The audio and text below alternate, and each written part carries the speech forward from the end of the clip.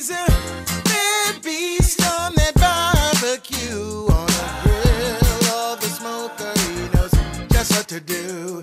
He's a bad beast on that barbecue.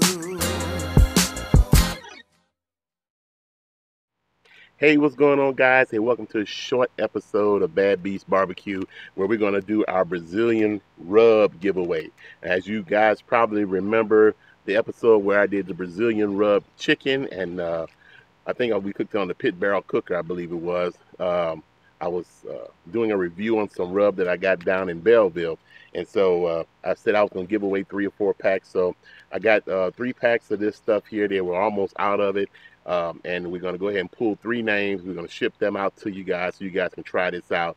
If you look at my video, and I put an iCard up here at the top, I said that I thought it needed like a base of salt and maybe some a little garlic powder, what have you, to go along with this in order to make it a full body rub. So, hey, so let's go ahead and pull these names, and we'll go ahead and get these bad boys out to you guys.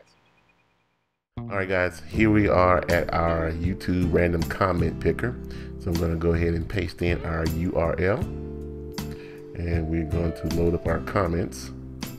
And we got 59 unique comments, okay? So let's go ahead and pick our 3 winners. Our first winner is True Finesse. Okay, so True Finesse is our first winner. All right, let's go ahead and pick out our second winner.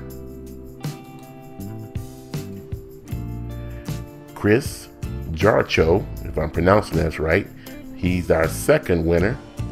And our third and final winner, let's go ahead and pick that one. Smoking the Barbecue Kid. Okay, so those are our winners, and we will get the rub out to you as soon as we can. Congratulations. All right, guys, so that's it. So congratulations to the winners. I'll put their names right here on the screen again.